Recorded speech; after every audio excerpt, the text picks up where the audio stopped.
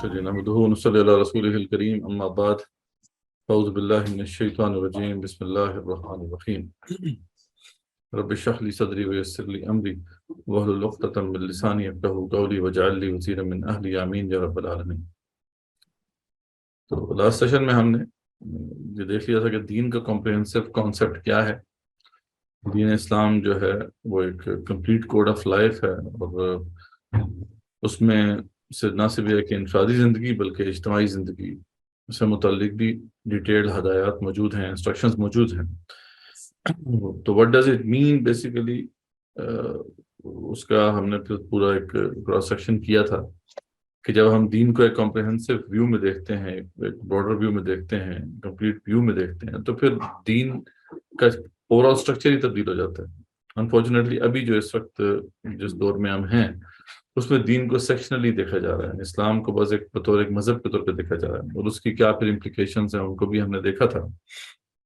फिर हमने ये भी देखा था कि दीन आखिर ये मजहब की शक्ल कैसे इख्तियार कर गए, ओवरऑल दुनिया के अंदर क्या इस वक्त सिचुएशन है, यानी उसका हिस्टोरिकल कॉन्टेक्स्ट क्या है कि वेस्ट में ये दीन मजहब कैसे बना, उसको हमने देखा था। और फिर हमारे यहाँ ये ट्रांजिशन कैसे वाक़या हुई उसको भी हमने देख लिया था। तो उम्मीद है इस पर क्लियर होगा आपको। कोई इसमें क्वेश्चन किसी के जहन में आया हो तो बेशक फिर पूछ ले, वरना फिर हम आगे चलते हैं इंशाल्लाह।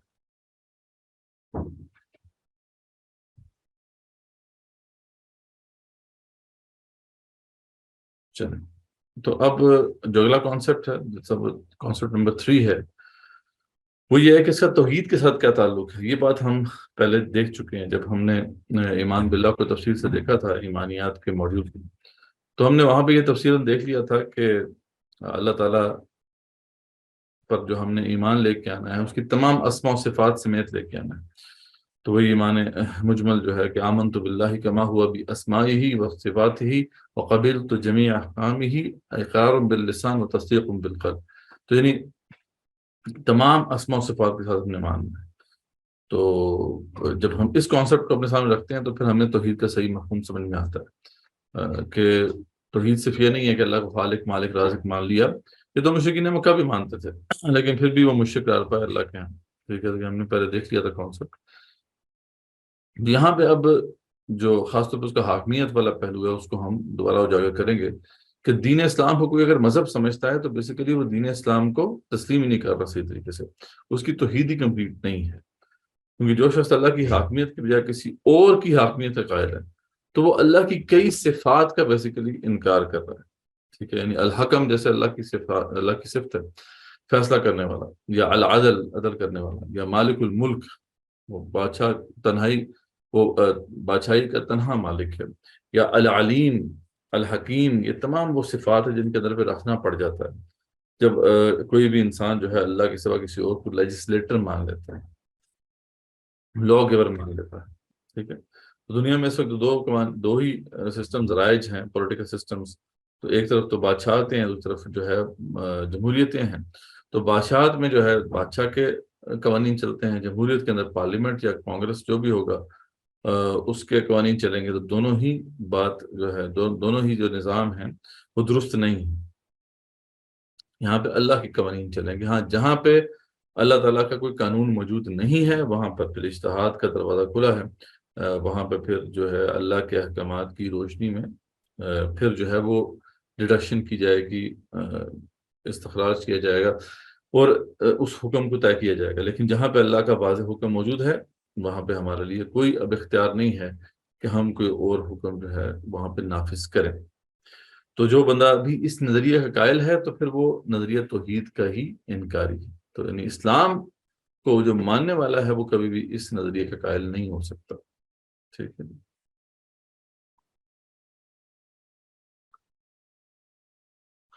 तो इस पे जो है बड़ी वाज़ेह जो हमारे सामने दलील है वही है कि इत्तखज़ू अखबारहुम व रुहबानहुम अरबाबा मिन दुनिल्लाह वल मसीह इब्न मरियम, यानी अल्लाह ताला ने जो ईसाइयों के ऊपर एक चार्जशीट जो है वो जारी की थी, उसमें उनके ऊपर ये इल्ज़ाम तो था ही कि वो ईसा अलैहिस्सलाम को, ईसा इब्न मरियम को अलैहिस्सलाम को वो कह रहे थे कि ये रब हैं, क्योंकि वो उनको अल्लाह का बेटा करार देते थे।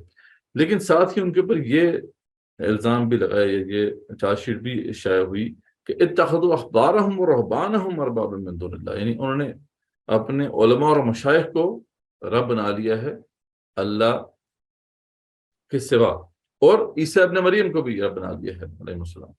تو یعنی یہ جو جب ان کے وہ چارج شیٹ لگی تو اس وقت جو ہے عدی بن حاتم، جو حاتم تائی بڑے مشہور ایک عیسائی تھے، تو ان کے بیٹے تھے عدی بن حاتم، بہت بڑے عیسائی عالم تھے، تو انہوں نے یہ سوال پھر پوچھا تھا کہ رسول اکرم صلی اللہ علیہ وسلم سے کہ ہم نے تو عیسیٰ ابن مریم کو رب بنایا، ٹھیک ہے، ہم جو ہے ان کو تو مانتے ہیں رب، لیکن یہ کہ ہم نے کبھی اپنے علماء اور مشائخ کے سامنے سجدہ نہیں کیا، ہم نے کبھی اپنے علماء اور مشائخ سے دعا نہیں مانگی، تو ہم پہ یہ کیوں پھر یہ الزام لگایا گیا؟ ٹھیک ہے، تو اس پہ پھر جو ہے رسول اکرم صلی اللہ علیہ وسلم نے بتایا ان کو کہ دیکھو، جب تم ان کو یہ اتھارٹی دیتے ہو کہ حلال و حرام کے فیصلے وہ کریں، یعنی تمہارے پاس یا تو اللہ کی کتاب تھی جس میں حلال و حرام کے فیصلے تھے، یا پھر یہ ہے کہ یہ تمہارے علماء اور مشائخ تھے جو تمہارے لیے طے کرتے تھے، تو تم کس کو الٹیمیٹ اتھارٹی مانتے تھے، ان علماء اور مشائخ کو یا اللہ کی کتاب کو؟ تو انہوں نے کہا کہ ہاں، ہم علماء اور مشائخ کو جو ہے الٹیمیٹ اتھارٹی مانتے تھے، ان کے ہاں یہ تصور رائج ہو گیا تھا کہ جو بائبل ہے اس کی انٹرپریٹیشن وہی ہے جو کہ علماء اور مشائخ بتائیں گے، یعنی اس کو خود پڑھنا تو بالکل بھی حرام تھا۔ تو یہ ان کو رب بنانے کے مترادف ہے۔ تو اللہ نے فرما دیا کہ وما امروا الا ليعبدوا الہ واحد، حالانکہ ان کو نہیں حکم تھا سوائے اس کے کہ اللہ کی بندگی کریں، یعنی بندگی کی بات ہوگی، تو لا الہ الا ہو، اس کے سوا کوئی الہ نہیں ہے، سبحانہ عما یشرکون، اللہ تعالیٰ پاک ہے اس سے جو اس کے ساتھ شرک کر رہے ہیں، ان تمام چیزوں سے وہ پاک ہے۔ تو یہ جو حدیث ہے ترمذی شریف میں موجود ہے، عدی بن حاتم نے سوال کیا اور پھر رسول اکرم صلی اللہ علیہ وسلم نے ایک وضاحت فرما دی، اور اس طریقے سے یہ تاکہ ہمیں قیامت ایک بات طے ہو گئی کہ اب اللہ کے سوا کوئی اور باڈی ایسی نہیں ہو سکتی جو کہ اللہ کے قوانین کو طے کرے۔ اللہ تعالیٰ نے جب قانون طے کر دیا، اس کے بعد حق اگر ہے تو رسول اکرم صلی اللہ علیہ وسلم کو ہے کہ وہ اس قانون کی تشریح کر دیں یا اپنی طرف سے کوئی حکم دے دیں۔ ظاہر بات ہے رسول اکرم صلی اللہ علیہ وسلم وہیں پر حکم بتائیں گے جہاں پہ قرآن مجید میں واضح حکم نہیں ہوگا، تو اس لیے ان کی اطاعت بھی اس طریقے سے واجب ہے جیسے کہ اللہ کی اطاعت ہے، لیکن اس کے بعد اب کسی کو حق حاصل نہیں ہے کہ وہ جب اللہ اس کے رسول پر وسلم نے بات طے کر دی، اس میں کوئی ڈسپیوٹ کرے، جو بھی ایسا کرے گا تو اس کا نظریہ توحید پھر سلامت نہیں رہے گا۔ تو یہ بات ہم پہلے بھی دیکھ چکے ہیں، امید ہے اس حوالے سے کلیئرٹی ہوگی۔ تو یہ کانسیپٹ نمبر 3 ہے کہ یہ مسئلہ صرف ایسا نہیں ہے کہ جی ٹھیک ہے جی ہم سیکولرزم کو ایکسیپٹ کر لیں یا ان پارٹیوں کو ایکسیپٹ کر لیں جو سیکولر ہیں اور جن کا نظریہ یہ ہے کہ وہ ایک سیکولر اسٹیٹ بنانا چاہتی ہیں پاکستان کو، تو ان پارٹیز کو ہم ایکسیپٹ کر لیں، جی ٹھیک ہے، مطلب یہ بھی ایکسیپٹیبل ہے۔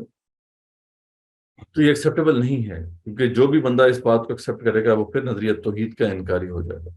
تو اس بات کو ہمیں اپنے سامنے رکھنا چاہیے۔ ٹھیک ہے، اس پہ کوئی کوشچن ہے کسی کا تو بے شک پوچھ لیں، ریکومنٹ ہے کسی کا یا کوشچن؟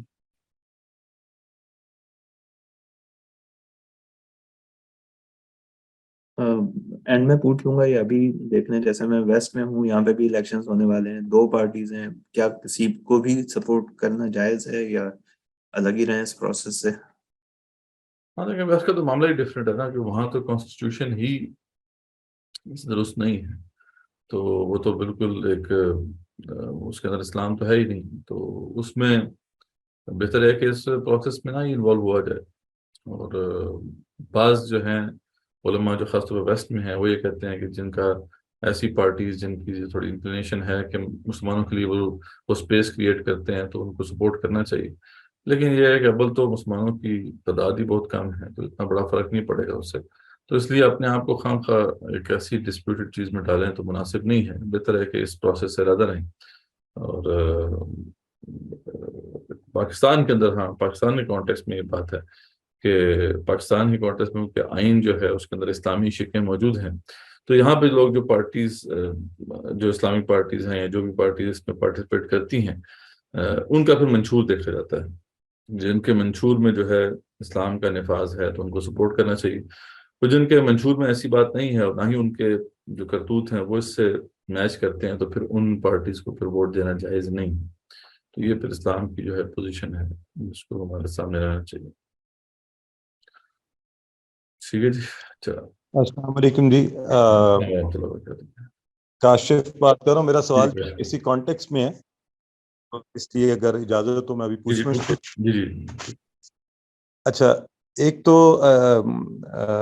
یہ میں چونکہ آج بھی اس چیز کا ایکسپیرینس ہوا اور یہ چیز کافی کنفیوز بھی کرتی ہے کہ ایک سیاسی جماعت کے سربراہ آتے ہیں اور وہ پبلکلی سب کے سامنے اللہ اور اللہ کے رسول صلی اللہ علیہ وسلم کی باتیں بھی کرتے ہیں، پھر مثالیں دیتے ہیں، پھر یہ کہتے ہیں کہ جی آپ ساتھ دیں تو یہ جہاد بھی ہے، اور یہ بڑی بڑی باتیں کرتے ہیں.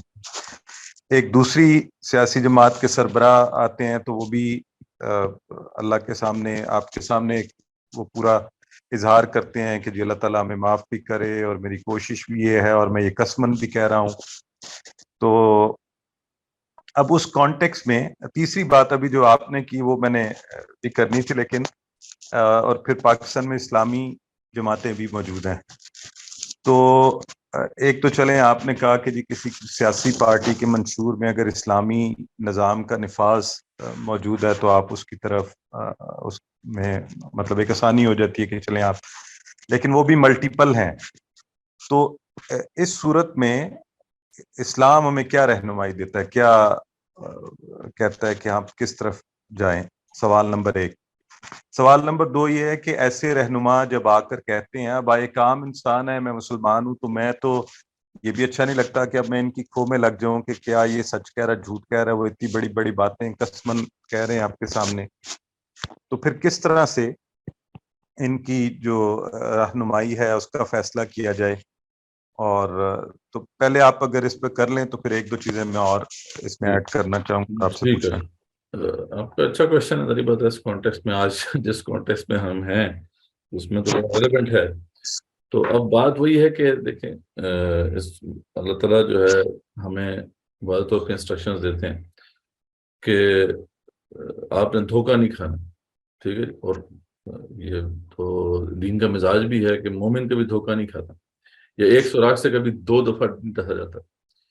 تو اس لیے جو پولیٹیشنز ہیں وہ تو بڑے شاطر ہیں. ٹھیک ہے. وہ تو مذہبی کارڈ کھیلتے ہیں. وہ تو ہم سب جانتے ہیں کہ مذہب کا ایک کارڈ ہے جس سے ہر پارٹی کھیلنا چاہتی ہے.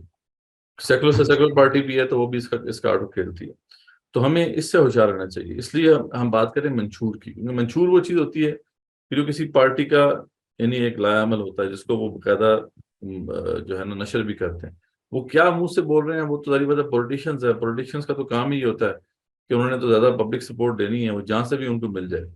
تو اس لیے ان کی جو ورڈز ہیں وہ میٹر نہیں کرتے. ہاں، جو ان کی پارٹی ہے اس کا منشور میٹر کرتا ہے کہ اس کے اندر کیا لکھا ہو.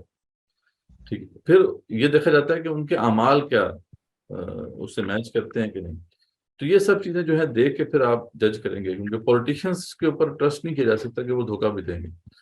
تو اس لیے ہمیں یہ ضرور دیکھنا چاہیے کہ وہ لوگ جو ہیں ان کا منشور کیا کہتا ہے. پھر ہمیں دیکھنا چاہیے کہ وہ کیا کہتے ہیں، کیا اس کے اوپر کوئی ان کا واضح موقف موجود ہے، اور پھر ان کے اعمال کیا کہتے ہیں، کیا اس کے اوپر وہ انہوں نے کوئی پیش رفت کی ہے، کوئی عمل کیا ہے. پھر اخلاص دیکھنا پڑتا ہے کہ کیا وہ کرپٹ تو نہیں ہے، کیا ان کے اوپر کوئی الزامات تو نہیں ہے ایسے. تو یہ سب چیزیں دیکھ کر پھر آپ کہتے ہو کہ ٹھیک ہے جی اس پارٹی کو ہمیں سپورٹ کرنا ہے. رہی بات اسلامی جو پارٹیز ہیں ان کے اندر بھی آپ دیکھیں گے کہ بھی کون سی پارٹی جو ہے اس کا عمل کیسا ہے. ٹھیک ہے. منشور تو آپ کو پتا ہے اسلامی پارٹیز کے جو منشور ہے اس میں تو لکھا ہوا ہے کہ اسلام کا نفاذ ہوگا، لیکن پھر ان کا عمل بھی دیکھا جائے کہ کیا وہ جو ان کا عمل ہے وہ اس سے میچ کرتا ہے کہ نہیں کرتا. تو یہ سب چیزیں دیکھ کے پھر آپ جو ہے ڈیسائیڈ کریں کہ ہمیں اس کو دینا ہے. ہاں، لیکن جو جماعت ایسی ہے جس کا منشور ہی بڑا واضح ہے کہ اس کے اندر کوئی اسلام کا نفاذ نہیں ہے، تو پھر ان تقریر پہ نہ جائیں چاہے وہ تقریریں کر رہے ہیں ان کے جو لیڈرز ہیں، کیونکہ وہ تو دھوکہ دیں گے، وہ مذہبی کارڈ استعمال کریں گے. تو اس کے بارے میں آپ سے پوچھا جائے گا، یعنی آپ سے جو سوال ہوگا ذری بات ہے آپ کے شعور کے مطابق ہی ہوگا. آپ کو جو اللہ تعالیٰ نے شعور عطا کیا ہے، آپ کو سمجھ عطا کی ہے، تو آپ اس کے ذریعے سے انالائز کریں گے اور دیکھیں گے باقی ایک جو پارٹی ہے اس کا واضح منشور یہ ہے یا نہیں. دوسرا یہ کہ اس کی جو لیڈران ہیں کیا وہ دھوکہ تو نہیں دے رہے. تو یہ اسیسمنٹ کرنے کے بعد پھر ذری بات ہے اس کے حوالے سے پھر ہم مسئول بھی ہیں، ہم سے پوچھا بھی جائے گا کہ آپ نے انالیسس کیا تھا یا نہیں کیا تھا. تو یہ انالیسس کرنا ہمارے لیے ضروری ہے. اس کے بعد پھر ہم نے فیصلہ کرنا ہے ٹھیک ہے کہ ٹھیک ہے اس کو ہم نے ووٹ دینا ہے یا نہیں دینا. تو یہ ان چیزوں کو مد نظر رکھنا بڑا ضروری ہے اس پورے پروسیس میں، کیونکہ اصل میں یہ مسئلہ سے بڑا لائٹ، لوگ بڑا سے لائٹ لے لیتے ہیں نا کہ ٹھیک ہے جی بس یہ ہے کہ جی lesser of the two evils ہے جی آپ دے دیں ٹھیک ہے، لیکن ایسی بات نہیں کہ جب آپ کسی کو ووٹ دے رہے ہیں تو یہ رائٹ ٹو رول ہے بیسیکلی جو آپ اسے تفویض کر رہے ہیں، تو آپ ایک طرح سے اس کو سپورٹ کر رہے ہیں. تو اگر ایک غلط پارٹی کو آپ نے سپورٹ کیا تو پھر آپ سے پوچھا تو جائے گا کہ آپ نے کیوں سپورٹ کیا، پھر اس پارٹی نے جو بھی غلط کام کیے اس کا سوال پھر آپ سے بھی ہو کر رہے گا کہ آپ نے تو اس کو سپورٹ کیا تھا. تو پھر آپ جو ہے اس کے اوپر پھر اگر کلیئر ہیں تبھی آپ اس کو ووٹ دیں، ورنہ پھر یہ ہے کہ آپ جو ہے مشکل میں پھنس سکتے ہیں، کیونکہ وہ جو اقتدار کا معاملہ ہے، اقتدار اس کے پاس آئے گا اس پارٹی کے پاس، تو ہو سکتا ہے وہ پھر بہت سے ایسے کام کرے کہ جو اسلام کے خلاف ہوں، تو پھر اس کو کیسے پہ جسٹیفائی کیا جائے گا. تو یہ چیزیں ہیں جن کو مد نظر رکھنا ضروری ہے. جزاک اللہ جی. اس میں ایک آپ نے ابھی ضمناً ذکر بھی کیا کہ پاکستان کا جو آئین ہے اس میں اسلامی یہ موجود ہیں شکے وغیرہ. یہ میرا ریپیٹڈ کویشچن ہے، میں اکثر پوچھتا ہوں اور شاید میری کلیئرٹی نہیں ہو پاتی، میرا کوئی لو کمپریہنشن ہوگی کہ پاکستان کا اگر کانسٹیٹیوشن اسلامک ہے اور ہم اس کو اسلامک ہی سمجھ کر اس کو رسپیکٹ بھی کریں اور وہ سارا ہے، تو پھر اللہ کا نظام کون سا ہے جس کا الگ سے نفاذ کرنے ہمیں کوشش کرنی چاہیے؟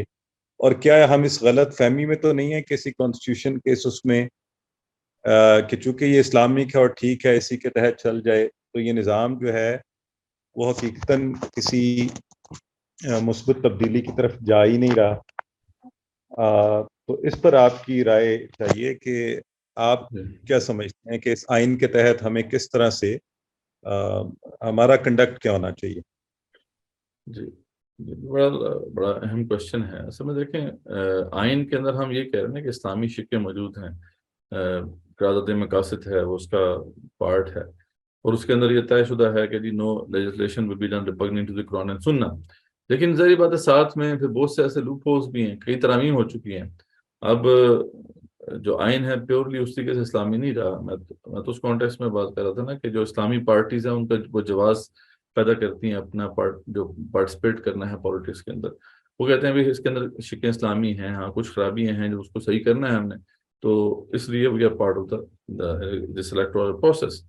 تو وہاں تک ہی جواز ہے. لیکن رہی صحیح معنوں میں دیکھا جائے تو اس کے اندر ایسے لوپ ہولز ڈالے گئے ہیں آئین کے اندر کہ اب جو وہاں پہ شریعت کا جو نفاذ ہے وہ یعنی جو اسلامی احکامات کا جو نفاذ ہے، یا کم سے کم اس کلاز کا جو نفاذ ہے وہ ہو نہیں سکتا.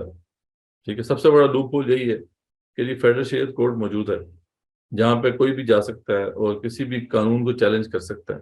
آپ بھی جا سکتے ہیں، میں بھی جا سکتا ہوں ایک سٹیزن آف پاکستان کے حیثیت سے.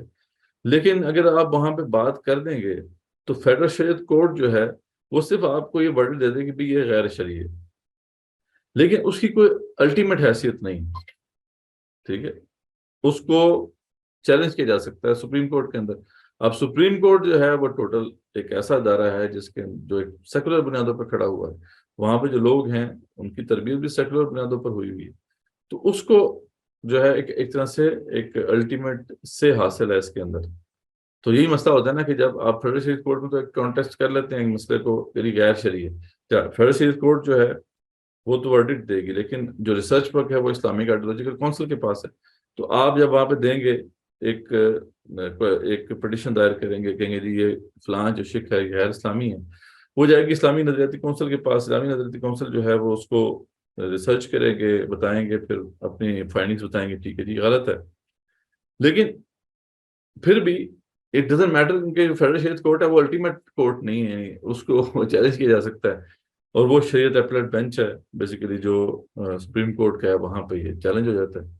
اچھا وہاں پہ چیلنج ہوتا ہے تو وہاں پہ جج صاحب یا تو وہ ہیئرنگ ہی نہیں کرتے، سنتے، وہ کیس جو ہے اطلاع میں رہتا ہے. اب سود کے ساتھ آپ کو دیکھیں کیا ہوا، سود کے اوپر جو ہے 30 سال کی جدوجہد ہے. اس میں ہوتا یہ ہے کہ جب بھی کہ ورڈکٹ آنا شروع ہوتا ہے تو اس پہ جناب وہ ایک ریویو پٹیشن آ جاتی ہے، اس کے بعد پھر وہ کیس واپس فیڈرل شریعت کورٹ آ جاتا ہے، پھر وہ کیس چلتا رہتا ہے. مطلب یہ ایک لوپ ہول کریٹ کیا گیا. تو اس لوپ ہول کو ختم کرنا بہت ضروری ہے. فیڈرل شریعت کورٹ کو جو ہے الٹیمیٹ حیثیت حاصل ہونی چاہیے کیونکہ وہیں پر تو یہ طے ہونا ہے کہ یہ قانون شرعی ہے یا نہیں ہے. اگر فیڈرل شریعت کورٹ کہہ دیتی ہے کہ ٹھیک ہے یہ قانون جو ہے یہ شرعی ہے یا شریعت سے ٹکراتا نہیں ہے تو پھر ٹھیک ہے, پھر مسئلہ نہیں ہے. لیکن جب اس نے کہہ دیا کہ بھئی یہ اسلام کے منافی ہے تو پھر وہاں پہ اب سپریم کورٹ کی کوئی حیثیت نہیں ہونی چاہیے. تو یہ وہ چیز ہے جو کہ امینڈمنٹ ہونی چاہیے اس پروسیس کے اندر. یہ ہو جائے گی تو پھر لیگلی ہمارے پاس ایک بنیاد ہو جائے گی کہ ٹھیک ہے اب آپ اور میں یا کوئی بھی سٹیزن آف پاکستان جا کے چیلنج کر سکتا ہے. اب مسئلہ یہ ہے کہ آپ چیلنج کر بھی دیں, فائدہ کچھ نہیں. ٹھیک, آپ جا کے چیلنج کر دیں, ٹھیک ہے بحث کر لیں, وہ بحث ہو جائے گی, لیکن اینڈ آف دا ڈے اللہ کے حکم کا نفاذ نہیں ہو پائے گا. تو یہ وہ چیزیں ہیں, اس طرح کے اور بھی بڑے لوپ ہولز ہیں جو کہ موجود ہیں. تو ان کو اب دیکھیں یہ 62 63 کو ہی دیکھ لیں آپ.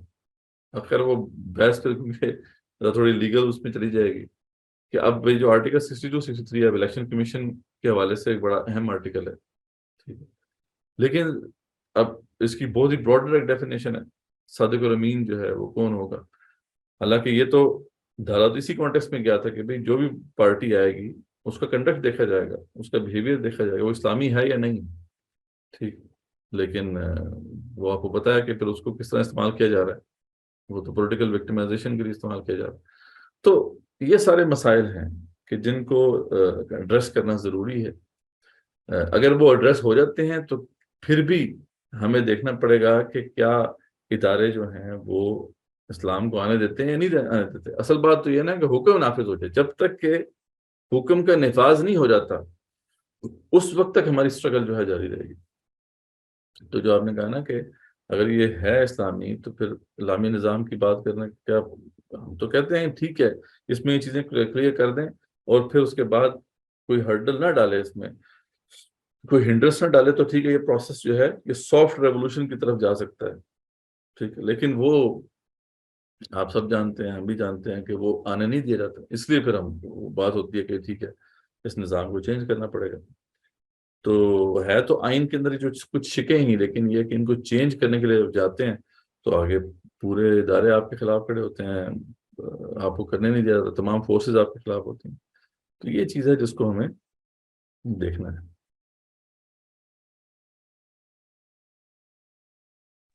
اچھا, اصل میں بات آپ سے یہی پوچھنا چاہ رہا ہوں کہ یہ دیکھیں آپ نے, میں اصل میں آپ کے لیکچر لائیو تو نہیں, آج ویڈیو میں وہ سارا سنا بھی تھا اور اپنے کچھ پوائنٹ بھی نوٹ کیے تھے.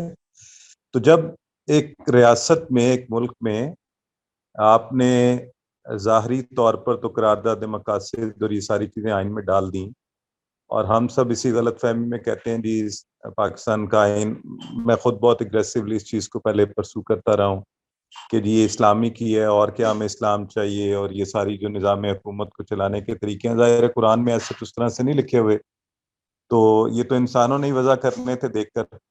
لیکن جو بنیادی بات ہے کہ اگر آپ نے کوئی بھی قانون اللہ کے دین کی ہدایات کی روشنی میں وضع کیا اور اسلامی شریعت بینچ نے یا نظریاتی کونسل نے یہ سود والی جو سب سے بڑا ٹیسٹ کیس ہے اور سپریم کورٹ اس کو ٹرن ڈاؤن کر دیتی, تو اس کا مطلب ہوا تو اللہ کی جو سپریم قوت کا اظہار جو ایک مسلمان کرتا ہے کہ دین تو اللہ ہی کا نافذ ہوگا اور احکامات اور قانون بھی اللہ ہی کے ہوں گے, تو وہ تو آپ کی ریاست نہیں کر رہی, نہ ہی آئین آپ کو اجازت دے رہا ہے.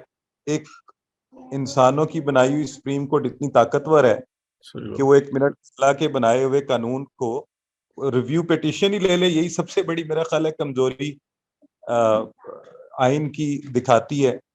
تو سوال میرا یہی کہ پھر تو ہمیں واضح طور پر کہنا چاہیے نا کہ یہ تو اسلامی ہے ہی نہیں.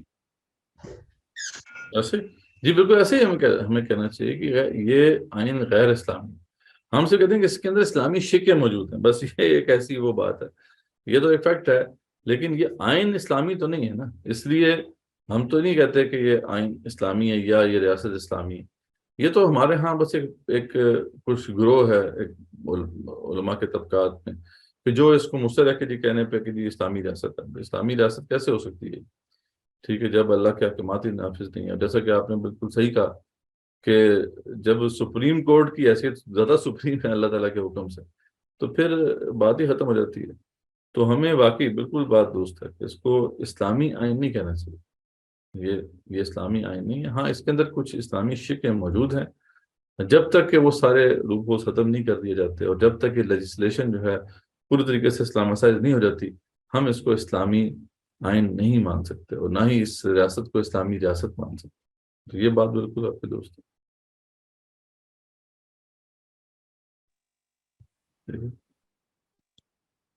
جی جزاک اللہ۔ اگر کچھ اور لوگ سوال پوچھ لیں وہ کہیں گے شاید میں ہی سب کا وقت لے رہا ہوں، انشاءاللہ میں ایک دو اور چیزیں پھر آپ سے بعد میں ٹھیک آگے چلتے ہیں۔ ٹھیک ہے، آگے بڑھتے ہیں۔ اب دین کا کمپریہنسو ویو دیکھنے کے بعد اب ہم ایک بڑے واضح ایک مقام پہ پہنچ گئے ہیں کہ اب ہم دینی ذمہ داریاں سمجھیں کیا کہ دین کی ذمہ داریاں ہم پر کیا عائد ہوتی ہیں۔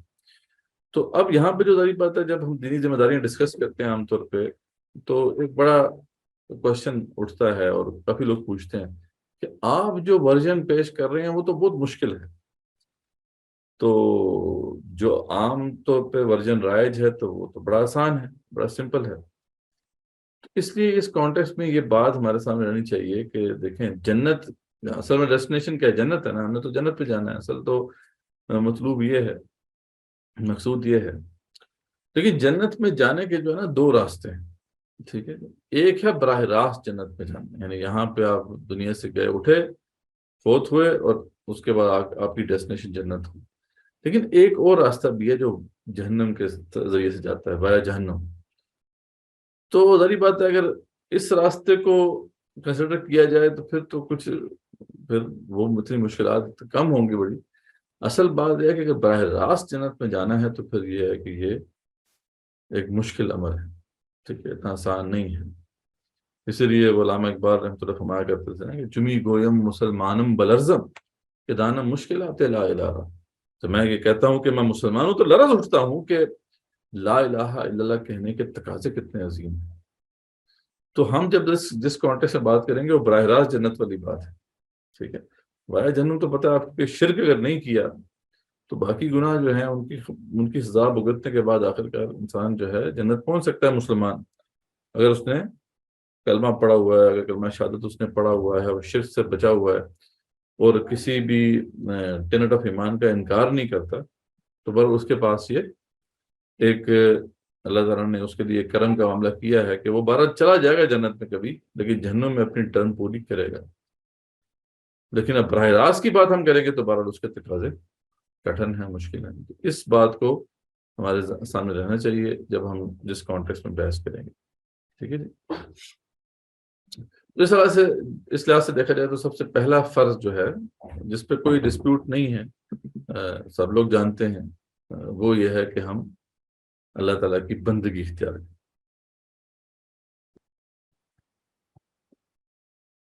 ٹھیک ہے جی۔ ہاں، لیکن اس میں یہ بات سامنے رہنی چاہیے کہ عبادت اور عبادات میں فرق ہے۔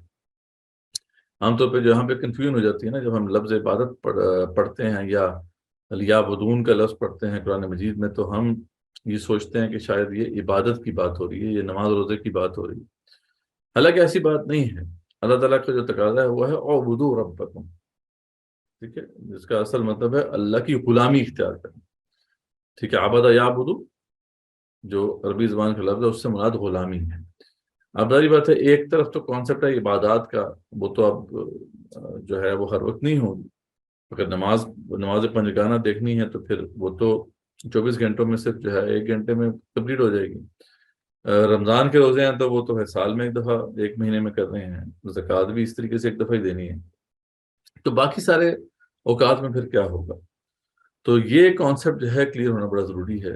اس کانسیپٹ کے کلیئر نہ ہونے کی وجہ سے آپ دیکھتے ہیں کہ ہمارے معاشرے میں ایسے کردار موجود ہیں کہ نماز روزہ حج زکوٰۃ تو پورا ہے لیکن معاملات جو ہیں بالکل گڑبڑ ہیں، ٹھیک ہے، ایفائے عہد نہیں ہے، ایمانت میں خیانت ہو رہی ہے اور اس طرح کی دیگر چیزیں ہیں۔ تو اس لیے اس بات کو ہمارے سامنے واضح رہنا چاہیے، ٹھیک ہے، کہ عبادت سے مراد غلامی اختیار کرنا ہے۔ اور اب غلامی کا تصور بھی ہمارے لیے جو ہے ایلین ہے، ہم نے تو غلام نہیں دیکھے ہیں، تو ہم نے تو نوکری کی ہے، نوکری تو غلامی نہیں ہوتی ہے، نوکری تو کسی خاص وقت کے لیے ہوتی ہے، کسی خاص کام کے لیے ہوتی ہے، جبکہ غلامی جو ہے وہ کسی خاص کام کے لیے نہیں ہوتی، کسی خاص وقت کے لیے نہیں ہوتی، بلکہ وہ تو جو ہے کمپلیٹ اوبیڈینس کا نام ہے، ٹھیک ہے۔ تو یہ بات ہمارے سامنے اس طریقے سے واضح نہیں ہو پاتی جب ہم لفظ عبد پڑھتے ہیں یا اعبدوا کا لفظ پڑھتے ہیں۔ تو یہ کلیئر ہونا چاہیے، اللہ کی ہم نے مکمل اطاعت کرنی ہے، اس کی غلامی میں آنا ہے۔ ہاں فرق صرف یہ ہے کہ جو اللہ کی غلامی ہے اور جو مخلوق کی غلامی ہے اس میں بنیادی فرق یہ ہوتا ہے کہ اللہ کی غلامی ہونی چاہیے دل کی آمادگی کے ساتھ، اللہ سے محبت کے جذبے سے سرشار ہو کر، جبکہ مخلوق کی غلامی ظاہری بات ہے وہ تو مجبوراً بھی ہوتی ہے، ٹھیک ہے۔ تو اس بات کو ہمارے سامنے واضح رہنا چاہیے۔ تو اس بات کو کہاں پہ واضح کیا گیا؟ بڑی واضح آیت ہے، آپ سب لوگوں نے کئی دفعہ سنا ہوگا اس کو، سورہ ذاریات کی، وما خلقت الجن والانس الا لیعبدون، کہ ہم نے جو ہے جنوں اور انسانوں کو اسی لیے تخلیق کیا کہ سوائے اس کے اور کسی مقصد کے لیے تخلیق نہیں کیا کہ وہ اللہ کی بندگی اختیار کرے، ٹھیک ہے۔ تو میں نے جنوں اور انسانوں کو اپنی بندگی کے لیے ہی تخلیق کیا ہے۔ یا پھر سورہ بقرہ کے اندر ہے کہ یا ایھا الناس اعبدوا ربکم، اے لوگو اللہ کی بندگی اختیار کرو، الذی خلقکم، کیوں؟ کیونکہ اس نے تمہیں تخلیق کیا، والذین من قبلکم، اور اس سے پہلے جو لوگ تھے ان کو بھی تخلیق کیا، لعلکم تتقون، تاکہ تم ڈر جاؤ۔ تو یہ تو پہلا فریضہ ہے، ہم سب پر اس کی ذمہ داری ہے کہ ہم اپنے آپ پر دین کو نافذ کریں، اور اس حوالے سے جو بھی تقاضے موجود ہیں، جو اوامر اور نواہی ہیں، جو عبادات ہیں، ان سب کو ہم نے پورا کرنا ہے، ٹھیک ہے۔ تو ایک تو یہ بات ہوگی، اس میں بہرحال جو کنفیوژن ہے وہ دور ہو جانی چاہیے، جیسے ہم نے بات کی تھی کہ مکمل اطاعت ہم نے کرنی ہے، پارشل اوبیڈینس اللہ تعالیٰ کو قبول نہیں ہے، یعنی یہ نہیں ہو سکتا کہ اللہ کے کچھ احکامات کو ہم مانیں اور کچھ کو نہ مانیں، یہ اللہ کو سخت ناپسند ہے۔ بندگی کرنی ہے تو کل دین کی کرنی ہوگی، دین ہم نے سمجھ لیا کیا ہے، دین مکمل ذات ہے، تو اس کمپلیٹ کوڈ آف لائف کو اپنانا ہوگا، پارشلی اس کو اگر آپ اڈاپٹ کرتے ہیں تو وہ قبول نہیں ہوگا اللہ کو۔ اللہ فرماتے ہیں، اور یہ بنی اسرائیل جو کہ بہت بڑی قوم تھی، ان کو اللہ تعالیٰ نے یہ ڈانٹ پلائی تھی کہ افتؤمنون ببعض الکتاب وتکفرون ببعض، کہ کیا تم کتاب کے ایک حصے کو مانتے اور ایک کا انکار کرتے ہو؟ اب انکار ظاہری بات ہے، وہ قولاً تو نہیں کر رہے تھے نا، وہ عملاً انکار کر رہے تھے، وہ ایسا کرتے نہیں تھے۔ تو اللہ فرماتے ہیں فما جزاء من یفعل ذلک منکم الا خزی فی الحیات الدنیا، تو پھر اس کی جزا اور کیا ہوگی جو تم نے یہ عمل کیا ہے، کہ سوائے اس کے کہ تمہیں دنیا میں ذلیل و خوار کر دیا جائے، خزی فی الحیات الدنیا ویوم القیامۃ یردون الی اشد العذاب، اور آخرت میں شدید ترین عذاب میں ڈال دیا جائے۔ وما اللہ بغافل عما تعملون، اور اللہ تعالیٰ غافل نہیں ہے اس سے جو تم اعمال کر رہے ہو۔ تو یعنی بہت سخت وعید ہے، اور اللہ تعالیٰ نے بنی اسرائیل کو جس کانٹیکسٹ میں یہ بات کی تھی نا، وہ یہ تھا کہ آپس میں لڑائیاں کرتے تھے جیسے ہم کرتے ہیں مسلمان، تو جب لڑائی ہوتی تھی تو پھر جب کوئی قیدی بن جاتے تھے تو ان کو فدیہ لے کے چھوڑ دیتے تھے، اور بڑے بے جناب یہ اپنا کارنامہ بڑا جو ہے وہ بیان کرتے تھے کہ دیکھیں جی اللہ کا حکم ہے نا جی کہ قیدیوں کو چھوڑ دینا چاہیے، تو ہم چھوڑ دیتے ہیں۔ تو اللہ فرماتے ہیں کہ نہیں، اللہ نے تو حکم دیا تھا کہ تم لڑائی نہ کرو، اس کو تو تم چھوڑتے نہیں، اور یہ یہ جو دوسری بات ہے اس کو تم نے یاد رکھا اور کہتے ہو ٹھیک ہے یہ تو ہم بجا لاتے ہیں۔ تو یہ جو ہے نا یہ بیہیویئر اللہ تعالیٰ کو سخت ناپسند ہے۔ ایک مسلمان قوم اس سے پوری طریقے سے اسلام میں آنا ہے، وہ پارشل اوبیڈینس جو ہے اگر کرے گی وہ قوم تو اللہ کو قابل قبول نہیں ہوگا، اور اس کی سزا یہ کہ دنیا میں ذلیل کر دیا جائے۔ تو اب ساری بات ہے، بڑا واضح ہے، اب تو دنیا میں ذلیل کون ہے وہ ہم سب جانتے ہیں، تو اب تو جو ہے اس کے اوپر کسی کو کوئی شک نہیں ہے۔ تو اس کی وجہ کیا ہے؟ بڑی سمپل سی ہے، یہ بات سامنے آ گئی ہے۔ دوسری طرف اللہ تعالیٰ سورہ بقرہ میں فرماتے ہیں کہ یا ایھا الذین آمنوا ادخلوا فی السلم کافہ، اے ایمان والو پورے کے پورے اسلام میں۔ دیکھیں اب یہ آیت کس کانٹیکسٹ میں آئی تھی؟ جب تمام احکامات اللہ نے سورہ بقرہ میں بیان کیے ہیں، اس میں نماز، روزہ، حج، زکوٰۃ، سارے جہاد فی سبیل اللہ، اور پتہ نہیں کون کون سے احکامات کا ذکر ہوا۔ اس کے بعد اللہ تعالیٰ نے پھر یہ آیت نازل فرمائی کہ اے ایمان والو یہ پورا دین ہے، اس کو پورے کے پورا تم نے ایکسیپٹ کرنا ہے۔ ادخلوا فی السلم کافہ ولا تتبعوا خطوات الشیطان، بڑی ہی ہلا دینے والی بات ہے کہ دیکھو تم شیطان کے قدموں کی پیروی مت کرو، کیونکہ شیطان کا یہ کام ہے پارشل اوبیڈینس۔ اگر آپ غور سے دیکھیں تو شیطان نے کتنے جو احکامات تھے ان کو نہیں مانا تھا، ٹھیک ہے، وہ تو بڑا اللہ کا نیک بندہ تھا، فرشتوں کی صفوں میں موجود تھا، جن ہوتے ہوئے بھی فرشتوں کی صفوں میں پہنچا ہوا تھا، تو آپ اس کی عبادت کا اندازہ کر سکتے ہیں کیسی تھی۔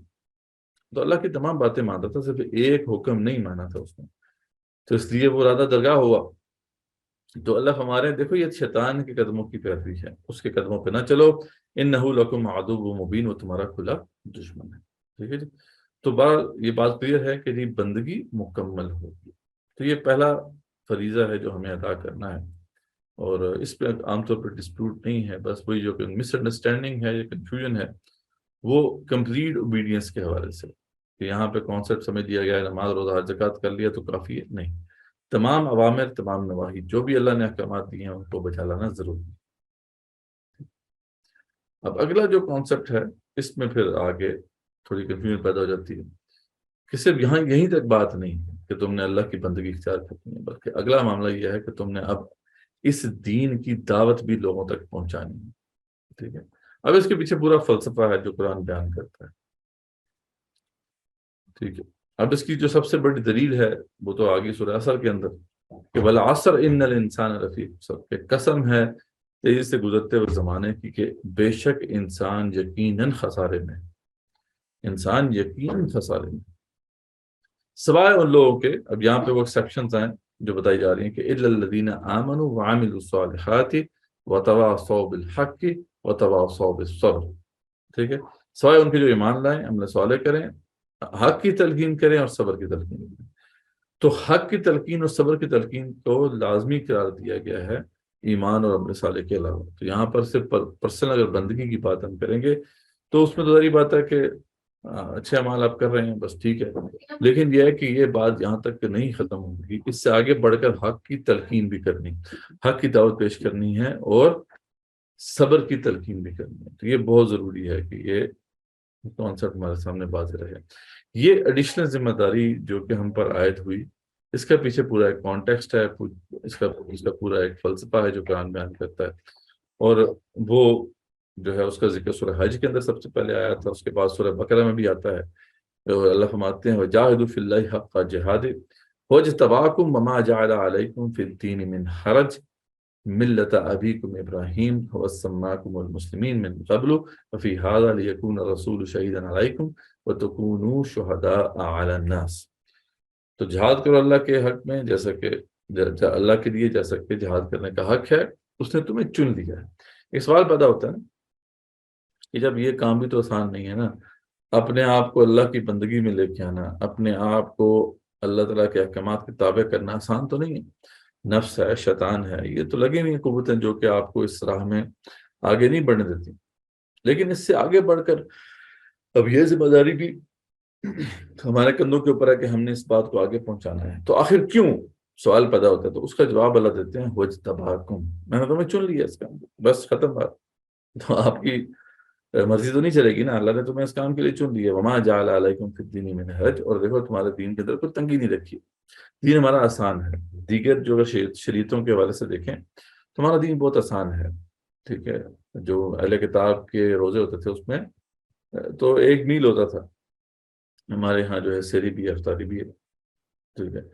اس طریقے سے ان کی جو نمازیں ہیں پورے پورے دن پر محیط ہوتی تھیں، ہماری نمازیں ایسی نہیں ہیں۔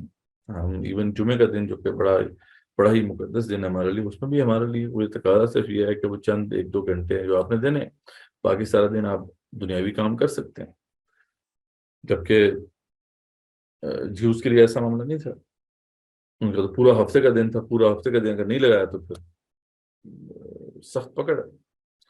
تو اللہ نے دین میں جو آسانی پیدا کی ہے وہ اسی لیے کی ہے کہ اس امت کو اللہ تعالیٰ نے ایک اور ذمہ داری دینی تھی، اور وہ اس لیے دینی تھی کیونکہ رسول اکرم صلی اللہ علیہ وسلم آخری نبی تھے، ان کے بعد کوئی نبی نہیں آئے گا، لیکن اللہ کا جو یہ مشن ہے کار رسالت کا، یہ تو جاری تھا اور جاری رہنا تھا، کیونکہ اگر یہ بند ہو جاتا تو پھر اللہ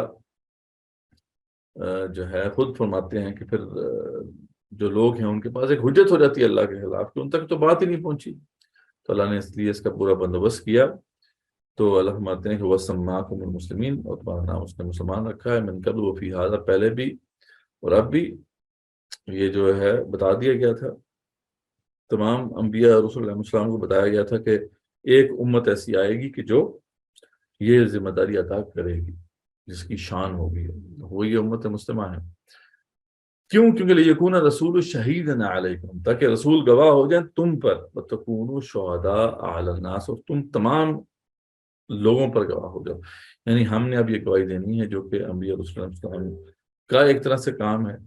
جتنی بھی قومیں آئی ہیں سب سے پہلے ان کے رسولوں کو اٹھایا جائے گا, ان سے پوچھا جائے گا, اور جب وہ گواہی دے دیں گے تو پھر جو ہے بات پوچھ شروع ہوگی قوموں سے. تو رسول اکرم صلی اللہ علیہ وسلم جو ہیں وہ آخری رسول ہیں, انہوں نے اس امت کے اوپر گواہی دے دینی ہے, اور اس کے بعد پھر جو بھی انسان ہیں جو تا قیامت موجود ہیں تو ان پر جو گواہی ہے اب وہ ذری بات ہے پھر ہم نے دینی.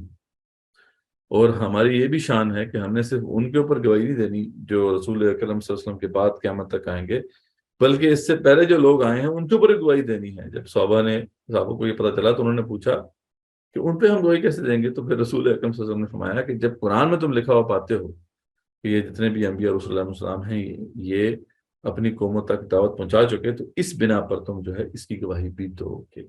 تو یہ بہت بڑی ذمہ داری ہے جو ہمارے کندھوں پر آ چکی ہے. پھر سورہ بقرہ میں بھی اس کا ادا ہوتا ہے کہ وَكَذَلِكَ جَعَلْنَاكُمْ أُمَّةً وَسَطًا لِتَكُونُوا شُهَدَاءَ عَلَى النَّاسِ وَيَكُونَ الرَّسُولُ عَلَيْكُمْ شَهِيدًا. تو وہی ہم درمیانی امت بنا دیا گیا, اللہ تعالیٰ نے ہمیں بنا دیا ہے, اور اب ہم نے گواہی دینی ہے. تو اس لحاظ سے یہ ایڈیشنل ذمہ داری اب ہمارے کندھوں کے اوپر ہے.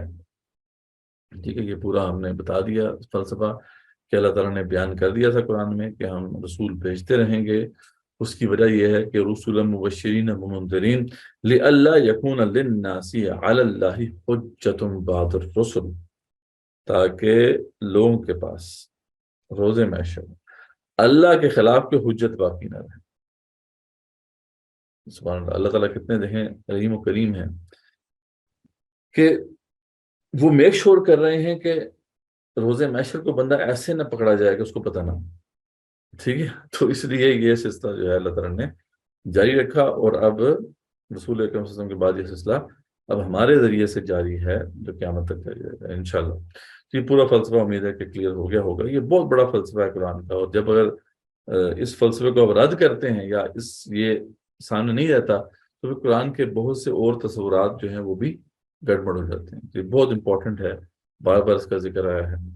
تو یہی ہوتا رہا ہے کہ اللہ تعالیٰ جبرائیل علیہ السلام کے ذریعے سے پیغمبروں کو پیغام دیتے تھے, اور پیغمبر اللہ کے حکم سے علیہ السلام یہ بات آگے پہنچاتے تھے انسانوں کو.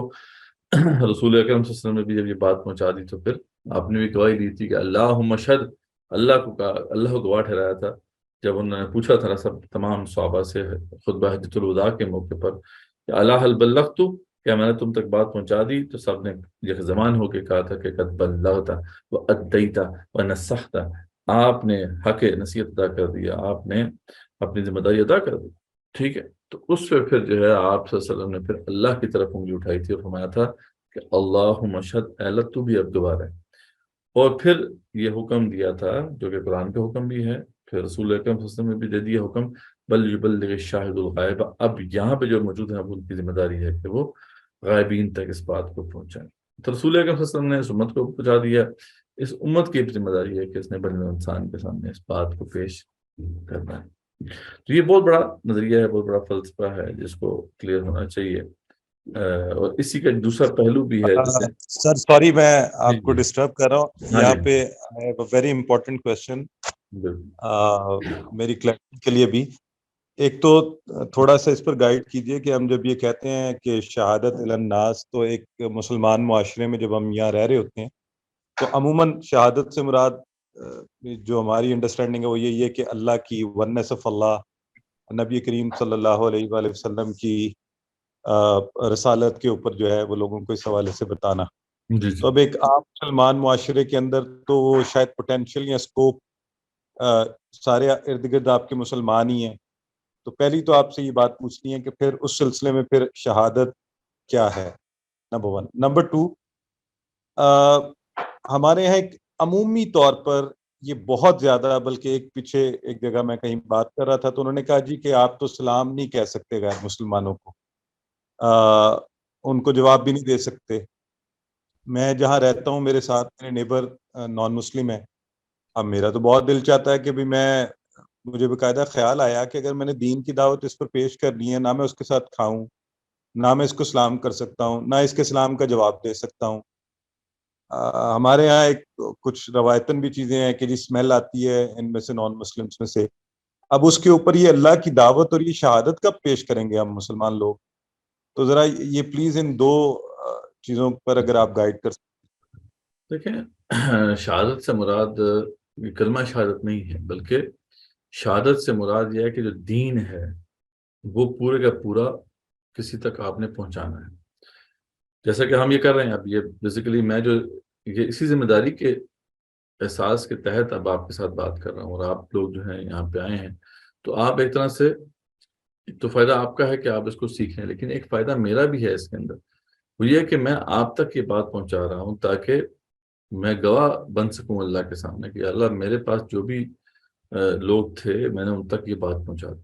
تو دین کا جو کمپریہنسو کانسیپٹ ہے وہ اپنے لوگوں تک پہنچانا ہے، یہ اس امت کی ذمہ داری ہے۔ تو ظاہری بات ہے اس میں اب غیر مسلم بھی ہیں اور مسلمان بھی ہیں اپنے، کیونکہ آپ یہ دیکھتے ہیں کہ انبیاء رسول علیہ السلام کی یہ ذمہ داری تھی، اور کئی انبیاء ایسے آئے ہیں جو کہ بنی اسرائیل میں آئے ہیں، ٹھیک ہے، ان کی حیثیت یہی تھی کہ وہ بگڑی بھی بنی اسرائیلی قوم کو دعوت دیتے تھے، ٹھیک ہے، تو ان سے اس والے سے جو ہے گواہی لی جائے گی۔ اور بعض جو رسول ہیں غریب بات ہے بالکل کافر قوم کی طرف آئے تو ان سے اس والے سے گواہی لی جائے گی، تو ہم سے گواہی تو لی جائے گی کہ ہم نے یہ بات جو ہے ان تک پہنچائی جو نہیں جانتے تھے یا نہیں پہنچائی۔ تو اس میں غیر مسلم بھی ہیں اور مسلمان بھی ہیں، دونوں تک ہم نے بات پہنچانی ہے، اور دونوں کے حوالے سے ہم سے جو ہے یہ سوال پوچھا جائے گا، بات پوچھ ہوگی نہیں۔ تو ایک تو یہ بات آپ کے اس کوشچن کے حوالے سے کہ مسلمان بھی اس میں شامل ہیں۔ دوسری جو بات آپ نے کی کہ سلام کر سکتے ہیں یا نہیں، تو ساری بات ہے وہ اس میں پھر دو رائے ہیں، دو آرا ہیں۔ اس میں ایک تو یہی ہے کہ کیونکہ آپ سلامتی کی دعا کرتے ہیں نا کہ السلام علیکم، تو آپ سلامتی کی دعا جو کرتے ہیں کسی کے لیے تو وہ اسی صورت میں کر سکتے ہیں کہ آپ پتہ ہو کہ اس کے لیے سلامتی ہے۔ ایک کافر کے لیے تو سلامتی نہیں ہے، جب تک کہ وہ دار اسلام میں نہیں آتا تو وہ تو لازماً جو ہے وہ جہنم میں جائے گا۔ تو اس لیے اس کانٹیکس میں جو ہے وہ کہا جاتا ہے کہ ٹھیک ہے آپ ان کو السلام علیکم نہ کہیں، لیکن ویسے اچھے کوئی الفاظ ہیں جن سے آپ ان کو پکار سکتے ہیں، ان سے بات کر سکتے ہیں، آپ کریں، ٹھیک۔ ان سے برائی سے پیش آنے کا کسی نے نہیں کہا۔ جو غیر حربی دشمن ہیں، یعنی غیر حربی کافر ہیں جو لڑائی نہیں کر رہے آپ سے، جو مسلمانوں کو تنگ نہیں کر رہے، اسلام کے خلاف نہیں ہیں، تو پھر ان سے تو آپ نے اچھے طریقے سے پیش آنا ہے۔ اب جو بھی اس سے بہتر جو ایک انداز ہو سکتا ہے بات کرنے کا آپ کر سکتے ہیں، ٹھیک ہے۔ تو اس حوالے سے جو ہے وہ سلام کے السلام علیکم کہنے کے حوالے سے ایک مانیت ہے بعض کے نزدیک۔ دوسری وجہ یہ ہے کہ وہ جو غیر مسلم ہوا کرتے تھے اس زمانے میں، وہ اب وہ پتہ ہے کہ نفرت رکھتے تھے اہل ایمان سے، تو اس لیے بعض اوقات وہ کیا کہتے تھے کہ جان بوجھ کے جو ہے السلام علیکم کہنے کی بجائے کہتے تھے السلام علیکم، تم پہ موت ہو۔ تو اس لیے آپ وسلم کو انسٹرکشن تھی، آپ وسلم نے انسٹرکشن دی کہ تم بھی کہہ دیا کرو وعلیکم، یعنی وعلیکم السلام نہ کہا کرو، کیونکہ پتہ نہیں اس نے سلامتی کی دعا کی ہے یا نہیں کی، تو آپ وعلیکم کہہ دو تو جو پھر اس نے کہا ہوگا اس پہ پڑ جائے گا۔ تو ایک تو یہ کانٹیکسٹ بھی تھا جو کہ آج نہیں ہے، ذری بات آج تو جو کافر ہیں وہ اس طریقے سے تو ان کو پتہ بھی نہیں ہے کہ مطلب اس کا مطلب کیا ہوتا ہے، تو اس طرح کی اشارت تو نہیں کرتے۔ لیکن دوسرا پہلو جو ہے وہ اپنی جگہ پہ ہے، تو آپ اچھے الفاظ میں کہہ دیں۔ دوسرے کچھ جو اسکالرس ہیں خاص طور پہ ویسٹ میں ہیں، ان کے ہاں یہ ہے کہ ٹھیک ہے آپ ان کو کہہ سکتے ہیں، ٹھیک ہے، ان کے آپ جو بات کر رہے ہیں وہ یہی ہے، اس طرح سے ان کے لیے دعائی کر رہے ہیں کہ اللہ تعالیٰ ان کو ہدایت دے، ہدایت دینے کے بعد ان کے لیے سلامتی ہو۔ تو اس کانٹیکسٹ کو سمجھتے ہوئے اگر آپ کہتے ہیں تو کوئی اتنا بڑا حرج نہیں ہے۔ بہرحال میرا جو ایٹیٹیوڈ ہے یا جو اوور آل میں لوگوں کو بتاتا ہوں اس میں یہ کہ جہاں پہ ڈسپیوٹ آ جائے وہاں پہ اوائڈنس بہتر ہے، ٹھیک ہے، کیونکہ ذری بات ہے جب ڈسپیوٹ آ جائے تو پھر وہ تھن لائن ہوتی ہے، وہ باؤنڈری ہوتی ہے، اس سے بہتر اگر تو اوائڈ کی جا سکتا ہے تو اوائڈ کرنا چاہیے۔ تو اس میں یہ ہے کہ آپ جیسا یہاں پہ آپ کو کسی کو گڈ مارننگ کہہ سکتے ہیں، آپ اسے اور کوئی اچھا لفظ کہہ سکتے ہیں، ٹھیک ہے، تاکہ اس کو فیل نہ ہو، ٹھیک۔ تو اس کا اچھے طریقے سے پیش آنا ذری بات ہے۔ اسلام یہی وقت بتاتا ہے کہ آپ نے اخلاقاً جو ہے اس سے اچھے طریقے سے بات کرنی، تو یہ ہمیں اپنے ساتھ رکھنا ہوگا، اور تبھی ہم بات ان تک بات پہنچا سکتے ہیں۔ اور باقی رہی یہ بات کہ ان کا برتن گندا ہوتا ہے، ان سے بدبو آتی ہے، ایسی تو کوئی بات نہیں ہے۔ مطلب یہ تو ایک بس وہ باتیں بنی ہوئی ہیں، اس کا تعلق اس سے نہیں ہے۔ اصل بات تو یہی ہے کہ وہ بھی میری بات ہے کہ انسان ہے، ان کو اپنی بات پہنچانی ہے، خیر خواہی کا جذبہ دل میں ہوگا تو ظاہر بات ہے ان پہ بات اثر بھی کرے گی، تو اس جذبے کے تحت آپ ان کے پاس جائیں گے۔ ہاں جو ذبیحہ ہے کیونکہ اب وہ نہیں کرتے تو آپ اس سے اوائڈ کریں گے۔ اگر ذبیحہ ہے کسی خاص طور پہ یہودی جو ہوتے ہیں ان کے پاس ذبیحہ ہوتا ہے تو وہ ذبیحہ بھی جائز ہے آپ کے لیے، اللہ تعالیٰ نے قرآن میں واضح کر دیا۔ تو ہاں تو اس لیے ان کے ہاں کھانے سے منع کیا جاتا ہے کہ آپ ان کے پاس جائیں گے تو وہ حرام کا پتہ نہیں چلتا، حلال حرام کا ان کو، پھر عام طور پہ کبھی وہ وائن وغیرہ کا بھی استعمال کرتے ہیں، تو اس لیے یہ پوچھ لیں اگر تو وہ اس کا خیال رکھتے ہیں، ٹھیک ہے، اور وہ ذبیحہ جو ہے استعمال کرتے ہیں تو ٹھیک ہے، کوئی ایسا مسئلہ نہیں ہے، ان کے ساتھ آپ جو ہے وہ کھا سکتے ہیں۔ تو یہ چیزیں ہیں، یا وہ برتن میں بھی آپ کھا سکتے ہیں جس میں اس نے کھایا ہے، اس میں بھی کوئی ایسا مسئلہ نہیں ہے، یہ بس ایک وہ باتیں بنی ہیں۔ لیکن یہ ہے کہ ایک اور جنرل رول یہ ضرور دیا گیا ہے کہ ایک غیر مسلم ہے تو اس سے آپ ذرا ویجیلنٹ رہیں، اس کو ایسا قریبی دوست نہ بنائیں کہ رازدان وہ بن جائے آپ کا، ہو سکتا ہے کیونکہ ظاہری بات ہے وہ اسلام پہ نہیں ہے تو آپ کو اس پہ ٹرسٹ نہیں کرنا چاہیے۔ بس یہ ایک کوشن آپ کے دل میں رہنی چاہیے، لیکن یہ ہے کہ it doesn't mean کہ آپ ان سے برے طریقے سے پیش آئیں۔ جی آپ نے بڑی اچھی اس پر رائے دی۔ اصل میں بہت معذرت، لیکن مجھے لگتا ہے کہ اس میں شاید ہمارے جو مسلمان اسکالر ہیں وہ ابتدائی جو اسلام کا دور ہے اس کی احادیث کو ابھی تک ہم اس کو پریکٹیکلی آج کے حالات، اور اس میں ایک طرف دیکھیں ہم یہ کہتے ہیں every human being is a potential Muslim. Then تو آپ کو یہ کہہ رہا ہے نا کہ آپ ہر انسان کے اوپر اللہ کے دین کو پیش کریں، تو anybody who is a non Muslim is a potential Muslim, کہ مجھے اس کے اوپر اللہ کے دین کو پیش کرنا ہے۔ اب ایک آپ کے سامنے میں مجھے جو فیلنگ ہوتی ہے اور آپ کی اس پر ہی رہنمائی لینا چاہ رہا ہوں کہ آپ کے میرے آفس میں جاتا ہوں، سویپرز ہیں وہ مجھے کہتے ہیں السلام علیکم، آپ کے ساتھ سٹاف ہے وہ کرسچن ہے وہ آپ کو کہتا ہے السلام علیکم، اور مجھے اس کنفیوژن میں سمجھ نہیں آتی کہ میں اب اس کو جواب کیا دوں۔ تو اب مطلب وہ مجھ پر سلامتی بھیج رہا ہے اور میں اس کو جواباً لوگ آگے سے مجھے وہ حدیث سنا دیتے ہیں اس کانٹیکس کی۔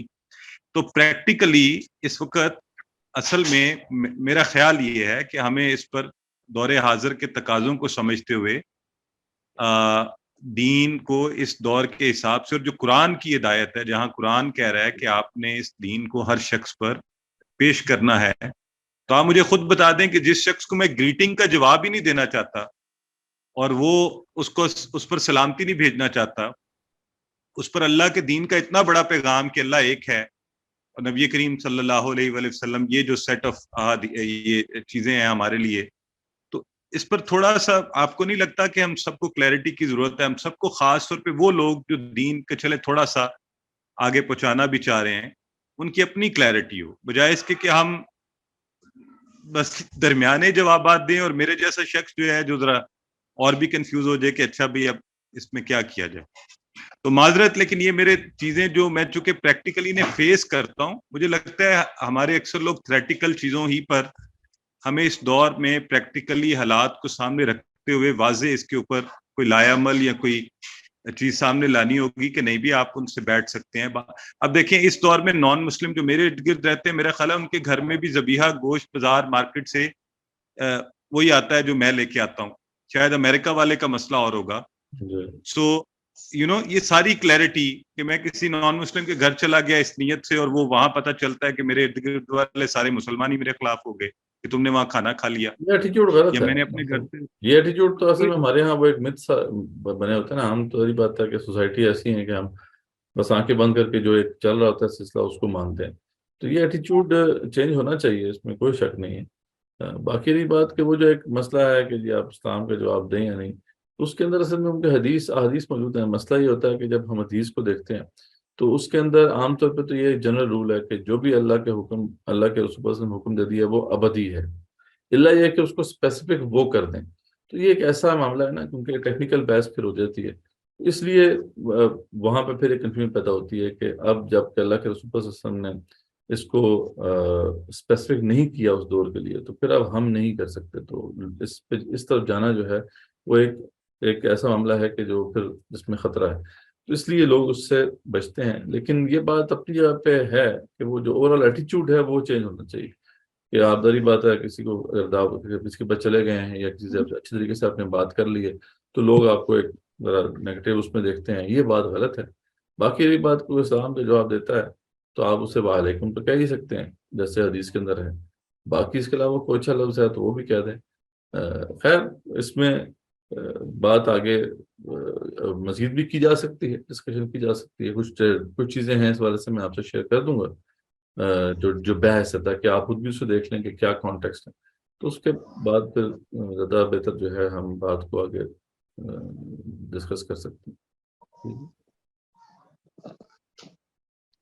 السلام علیکم۔ جی جی سر، وعلیکم السلام۔ اس میں میری کوئی تحقیق تو نہیں ہے، لیکن کچھ میں نے سنا ہے کہ اگر کوئی آپ کو نان مسلم سلام کہتا ہے تو آپ اس کو جواب میں اہدکم اللہ یا اللہ تعالیٰ تمہیں ہدایت دے یہ کہہ سکتے ہیں، تو یہ نہیں دعا بھی ہے اس کے لیے اور ایک اچھی گیسچر بھی ہو سکتا ہے کہ آپ اس کو اچھے انداز میں یہ بات کہیں تو وہ اس کو مائنڈ ہو سکتا ہے، وہ اس یہ کو تو ہے، مطلب اس میں پوچھے۔ بہت سے ایسے الفاظ ہیں کہ جو آپ کہہ سکتے ہیں جو اچھے الفاظ ہیں، یعنی اسے فیل بھی نہیں ہوگا، تو بہرحال یہ سچویشن ہو جاتی ہے جیسے بھی بتا رہے تھے وہاں سے بھی ہم وہاں پہ تھے جب قطر میں، تو یا ویسٹ کے اندر بھی تھے، تو وہاں پہ اکثر لوگ کہہ دیتے تھے السلام علیکم، اب وہاں پہ وہ پھر ہم وہ اسی میں ہوتے تھے کہ وعلیکم کہہ دیتے تھے، تو کبھی کسی نے وہ تو نہیں پوچھا، مائنڈ تو نہیں کیا، لیکن یہ ہے کہ آپ اچھے طریقے سے بہتر الفاظ جو ہیں وہ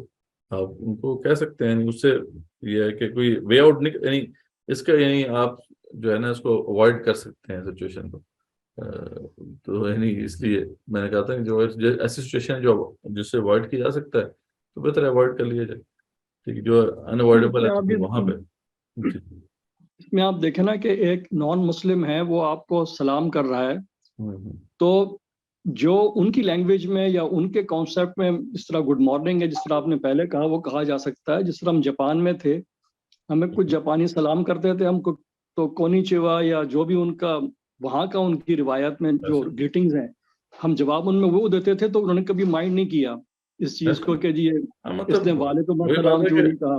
جو میرے بھی ایکسپیرینس رہا ہے اس میں یہ کہ اس کو اوائڈ کیا جا سکتا ہے آسانی سے، لیکن پھر بھی بہرحال جو ہے ہمیں دیکھ لینا چاہیے کہ کوئی ایسا ورڈ نہ ہو، وہ اگلے بندے کو ہرٹ کرنے کا مقصد نہیں ہے، کیونکہ آپ نے ان کو دعوت بھی دینی ہے، ان کو ایک اچھے ماحول میں بات کرنی ہے، تو اس کو مد نظر رکھ کے جو ہے کوئی بھی بہتر لفظ ہے تو وہ کہا جا سکتا ہے، بالکل ایسے۔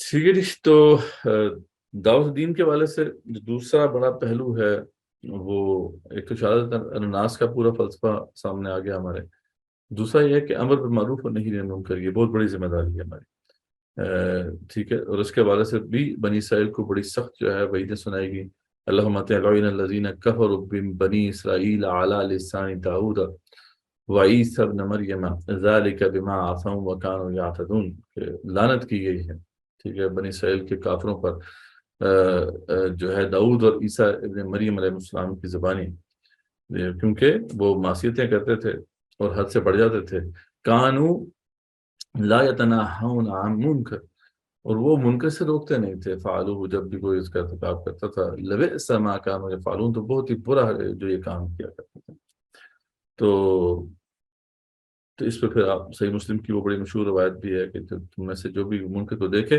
من رأى منکم منکرا فلیغیرہ بیدہ، کہ جو اس پہ استاد رکھتے تو ہاتھ سے روکے، فإن لم یستطع فبلسانہ، اگر اس کی استاد نہیں رکھتا تو زبان سے روکے، فإن لم یستطع فبقلبہ، اور اگر اس کی بھی استاد نہیں رکھتا تو پھر دل سے برا جانے، اور ذالک اضعف الایمان، اور یہ سب سے ایمان کا لوور درجہ ہے۔ تو یہ ہم نے بالکل جو ہے کام چھوڑ دیا، ہم انفارچونیٹلی ہمیں اس کا پتہ بھی نہیں ہے کہ یہ کیا چیز ہے، امر بالمعروف اور نہی عن المنکر، یعنی کسی منکر کو جب آپ دیکھیں تو اس کو آپ نے ہاتھ سے روکنا ہے، یہ اسلامک سوسائٹی کے اندر یہ ایک مزاج ہے، ٹھیک ہے، ہاں، لیکن بعض اوقات کیا ہوتا ہے کہ آپ کے پاس اتھارٹی نہیں ہوتی، تو پھر یہ ذمہ داری پھر حکومت کی ہوتی ہے کہ وہ اس کو بائی فورس روکے، ٹھیک ہے، لیکن زبان سے تو آپ روک سکتے ہیں، وہ تو آپ روکنا ہی ہے آپ نے، اور زبان سے بھی آپ روکنے کے بعد یہ نہیں ہے کہ پھر جب آپ نے کسی کو برا کرتے دیکھا تو اسے روک دیا، بلکہ اس کا بائک آؤٹ بھی کرنا ہے، یعنی بنی اسرائیل میں خرابی اس وقت پیدا ہوئی تھی کہ وہ روکتے تو تھے، لیکن روکنے کے بعد بھی وہ جس کو روکتے تھے اس کے اندر برائی موجود ہوتی تھی، اس کے باوجود وہ اس کے ساتھ بیٹھ کے کھانا کھاتے تھے، اس کے ساتھ تعلق رکھتے تھے. تو بائک آؤٹ جو ہے یہ کرنا، یہ بھی اس کے اندر شامل ہے. لیکن ذری بات ہے یہ ہمارے ہاں تو یہ چیز نہیں ہے. اور آپ وسلم نے تو اس پر بڑی واضح وعیدیں سنائی ہیں کہ آپ نے فرمایا قسم ہے اس ذات کی جس کے قبضے میں میری جان ہے، نیک کاموں کا حکم کیا کرو، برے کاموں سے روکا کرو، ورنہ قریب ہے کہ اللہ تعالیٰ تم پر ایسا عذاب نازل کرے، پھر تم اس عذاب دور کرنے کی دعا کرو اور تمہاری دعا بھی قبول نہیں. ٹھیک، تو بڑی اس پہ پھر جو ہے آیات ہیں، احادیث ہیں.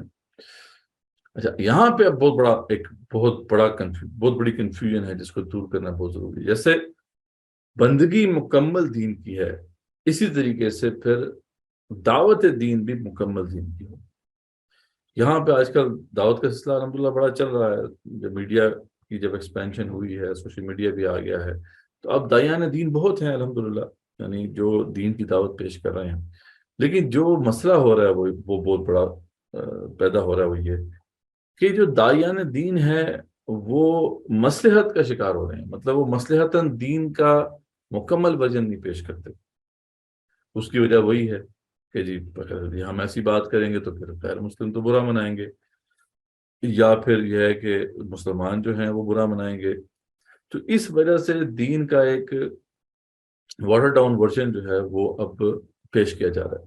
بہت زیادہ بڑے پیمانے پر جو دعوت پھیلائی جا رہی ہے وہ یہ والی پھیلائی جا رہی ہے، کمپرومائز دعوت ہے. اور اس کے پیچھے جو لاجک پیش کی جا رہی ہے وہ یہ کہ دیکھیں جی اس طرح کی باتیں جب ہم کریں گے تو پھر تو یہ بات ہماری جو ہے نا آگے نہیں جا سکے گی. تو ایسے داعیان دین کے لیے پھر واضح انسٹرکشنز کیا ہیں قرآن کی؟ قرآن واضح طور پہ جو ہے یہ بات کرتا ہے کہ آپ نے ببانگ دہل وہ بات پیش کرنی ہے جو اللہ نے بیان کی ہے، اس میں ایک بات بھی آپ نہیں چھپا سکتے.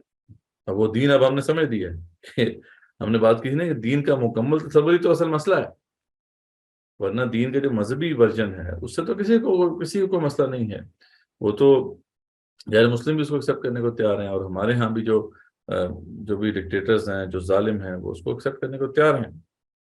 تو اس کی پھر ایگزامپل جو ہیں آپ صلی اللہ علیہ وسلم کی زندگی میں ملتی ہیں. سورہ یونس میں ایسے ذکر آتا ہے کہ وہ رسول اکرم صلی اللہ علیہ وسلم کو آ کے کہتے تھے کہ ایت بقرآن غیر ھذا او بدل، اے رسول اللہ صلی اللہ علیہ وسلم یہ قرآن ایز از تو ہمیں قبول نہیں ہے، آپ اس میں کچھ تبدیلی کریں یا کوئی اور قرآن لے کر آئیں.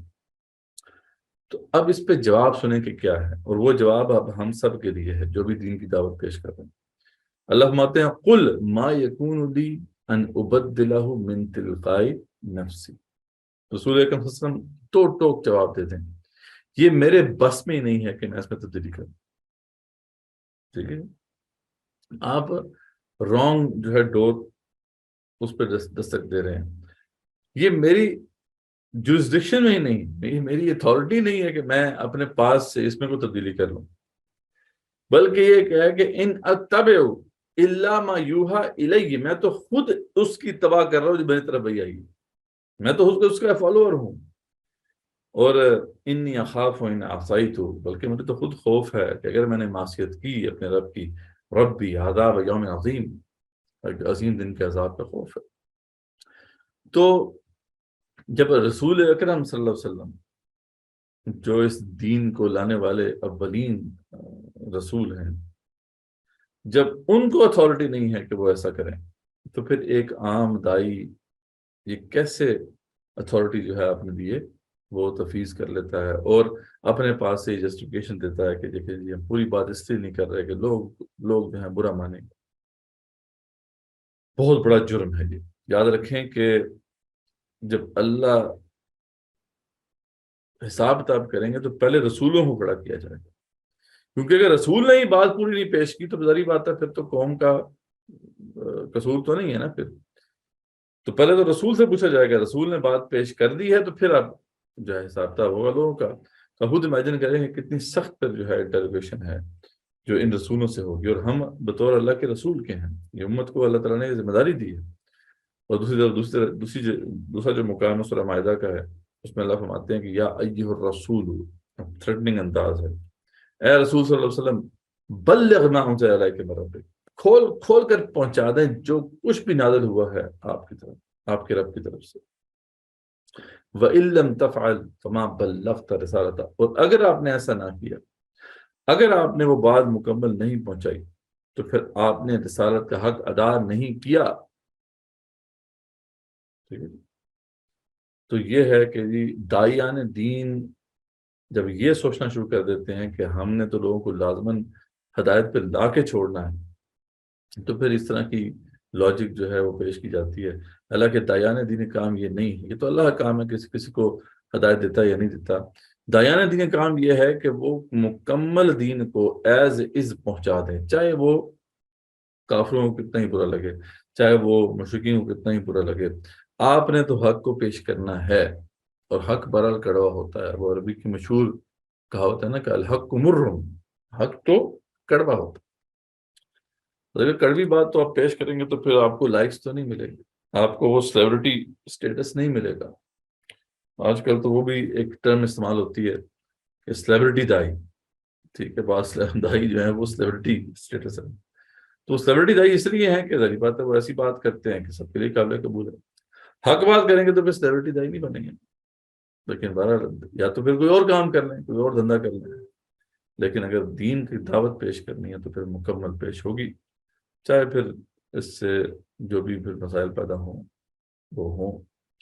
اس کو ضرور ذہن رکھنا چاہیے. دین کی بندگی بھی مکمل ہے، دین کی دعوت بھی مکمل ہے. پارشل بندگی بھی اللہ کو قبول نہیں ہے، پارشل دعوت بھی اللہ کو قبول نہیں.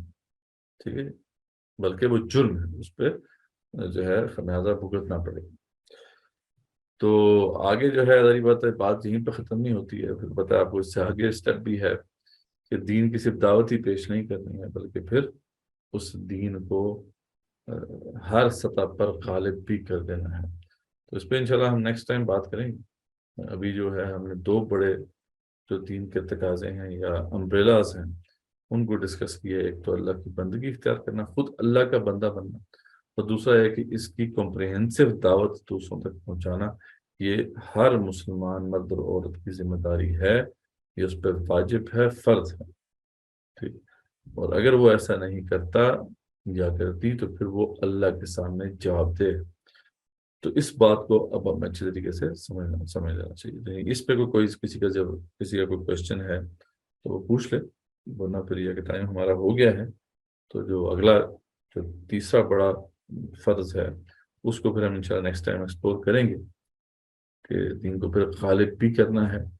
اور اس کے لیے پھر وہی سورہ شورى کی آیت ہے کہ ان اقیموا الدین ولا تتفرقوا فیہ، دین کو تم نے پھر اسٹیبلش بھی کرنا ہے. یہ دین جو ہے یہ بائی دا وے اس کی دعوت خالی دی بھی نہیں جا سکتی. دین تو ظاہر بات ہے ایسا ہی ہے نا کہ آپ اگر اس پہ خود عمل نہیں کر رہے تو پھر دعوت دیں گے تو اس کا کیا فائدہ. تو اور دین ایسا ہے کہ اس کے اندر اجتماعی احکامات بھی ہیں، انفرادی احکامات بھی ہیں. ان کا نفاذ ہو رہا ہوگا تو پھر ہی اس کی دعوت بنتی ہے. اگر نفاذ آپ خود ہی نہیں کر رہے تو پھر اس کی دعوت آپ کیسے دیں گے. تو اس لیے یہ بڑی واضح بات ہے کہ جس کو آج کے کانٹیکسٹ میں سمجھا نہیں جا رہا، اور بلکہ اس کی ذکر ہی نہیں ہو رہا. اب تو امت مسلمہ میں بھی یہ بات جو ہے بہت کم لوگ ہی کر رہے ہیں کہ دین کو اپنے غالب بھی کرنا ہے. زیادہ تر تو لوگ جو ہیں وہ کہتے ہیں کہ یہ تو اللہ کی ذمہ داری ہے، ہماری ذمہ داری نہیں. تو انشاءاللہ اس پہ تفصیلاً ہم بات کریں گے. یہ بہت بڑا ایک ٹاپک ہے، انشاءاللہ نیکسٹ ایپیسوڈ اسی پہ ہوگا. لیکن ابھی تک جو بات ہوئی ہے اس پہ کسی کا کوئی کوشچن ہے تو وہ پوچھ لیں.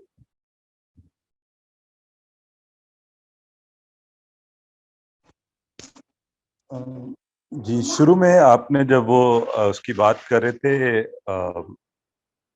معیشت کی اور دین اور نظام اور مذہب کی، تو اس میں صرف ایک دو چیزیں آپ سے رہنمائی چاہیے تھی کہ یہ ہم اکثر یہ بات کہتے ہیں کہ کیپٹلزم جو ہے یہ نان اسلامک آف کورس ہے اور یہ ویسٹ کا نظریہ ہے، اور اسی طرح کمیونزم بھی ہے جو کہ ویسٹرن فلسفی ہے اکنامکس کی. اچھا، ہم دیکھتے یہ ہیں کہ ابھی اگر آپ ہندوستان میں دیکھ لیں تو مغلوں نے اور یہ ٹیپو سلطان وغیرہ تھے، یہ اسی طرح سلطنت عثمانیہ میں دیکھ لیں تو وہ بہت حد تک یعنی اتنی زیادہ فیسلٹیز دیتے تھے. سلطنت عثمانیہ نے تو بالکل ہی کہ تاجر آئیں وہ ان کو ہم سارا وہ کریں گے، آپ اپنا کاروبار بھی کریں.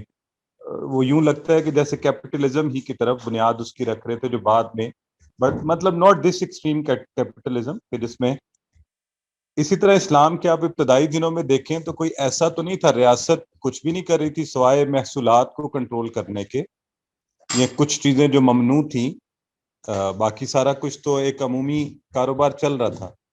تو کہیں ایسا تو نہیں ہے کہ ہمارے ذہن میں چونکہ کیپٹلزم یا کمیونزم نان مسلم اس کو پرسو کر رہے ہیں تو ہم اس کی اندھا دھند مخالفت کرتے جا رہے ہیں، جبکہ اسلام بھی بذات خود ایک ایسے ہی ڈھیلے ڈالے معاشی نظام کی بنیاد رکھتا ہے کہ ہاں ریاست کچھ مین چیزیں دیکھ لے، باقی سارا جو ہے نظام کاروبار جو ہے وہ لوگ رن کریں گے. تو اس پر تھوڑی رہنمائی فرمائیے.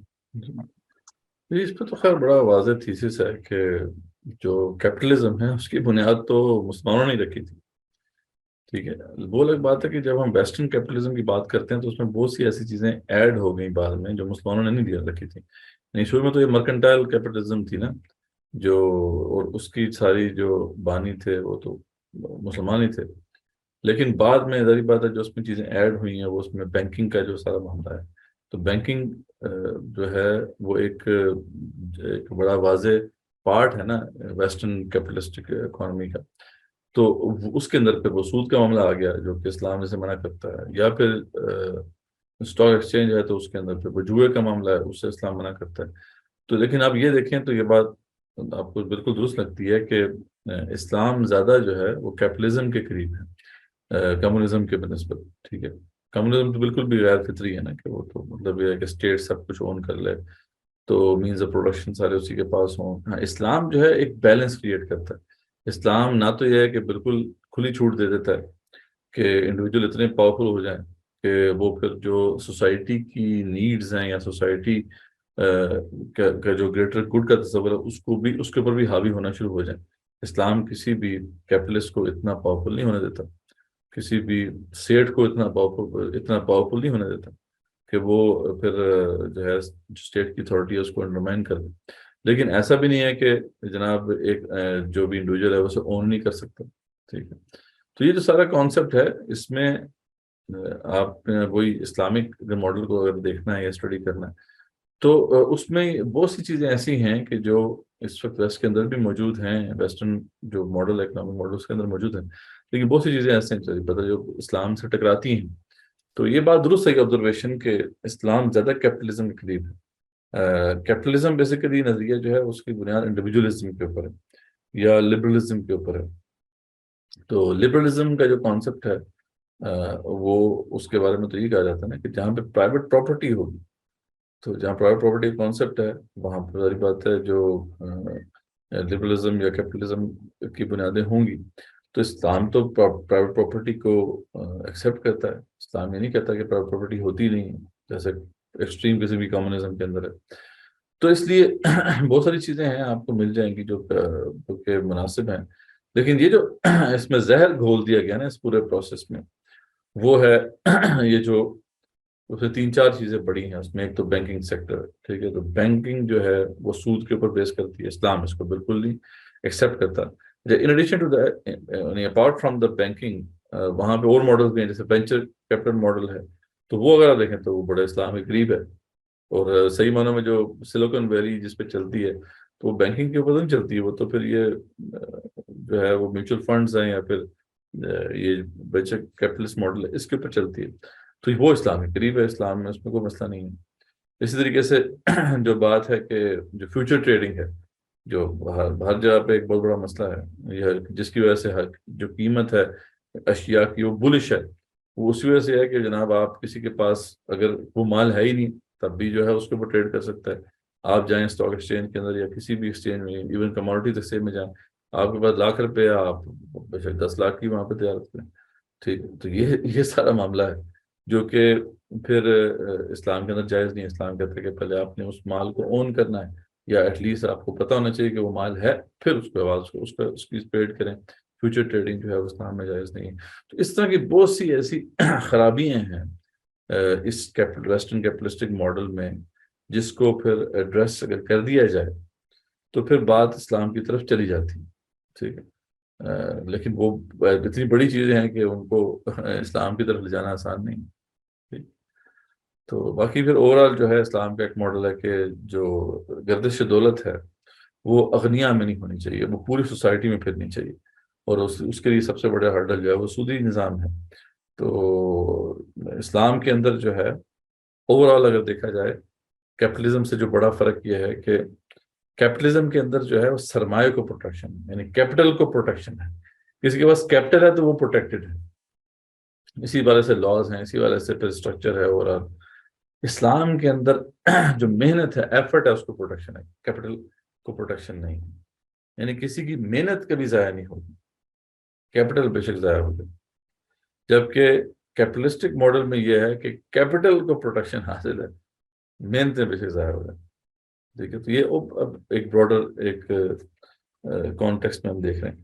تو یہ چیزیں ہیں، یعنی ان چیزوں کو ایڈریس ہمیں کرنا ہے، لیکن یہ بات بھی اپنی جگہ پہ ایک المیہ ہے کہ ہم نے کوئی اس طرح کا ایک پریکٹیکل ورکیبل ماڈل نہیں پیش کیا ابھی تک، جو اس ماڈرن جو اس وقت انٹر کنیکٹڈ ورلڈ ہے، گلوبل اکانومی ہے، گلوبلائزیشن ہے، اس کے حوالے سے ایک ایسا پریکٹیکل ماڈل ابھی ہم نے اسلام کی بنیاد پہ جو ہم استوار کریں وہ پیش نہیں کیا، جو جس کو امیڈیٹلی امپلیمنٹ کیا جا سکے۔ ہمارے پاس اس کا جواب نہیں، تو یہ جواب ہمیں تلاش ضرور کرنا چاہیے، ورنہ پھر ظاہری بات ہے کہ ہمارے پاس کوئی بنیاد نہیں ہے نا کہ ہم اس پہ کھڑے ہو سکیں۔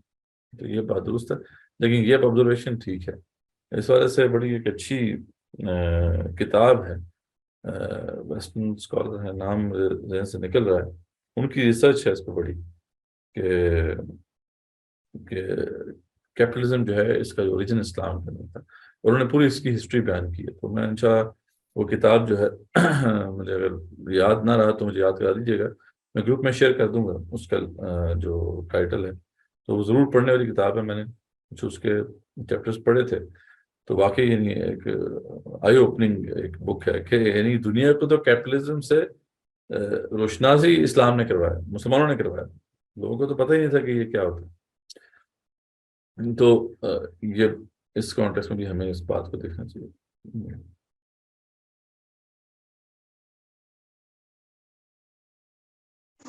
جزاک اللہ جی، بہت مہربانی۔ تو جزاکم اللہ خیر جی، اور کوئی کویشچن کسی کا ہے تو وہ پوچھ لیں، ورنہ پھر ہم کنکلوڈ کریں گے آج کا سیشن۔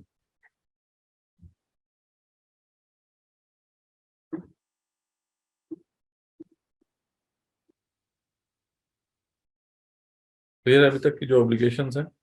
کوئی کویشچن نہیں تو انشاءاللہ پھر نیکسٹ جو ہے امپورٹنٹ سیشن ہوگا، اس میں پھر اقامت دین یا الہ کلمۃ اللہ یا جہاد فی سبیل اللہ، مختلف نام ہیں اس اوبلیگیشن کے، تو اس کو ہم سمجھیں گے، اور اس کے بارے میں جو کنفیوژنز ہیں ان کو بھی ایڈریس کریں گے۔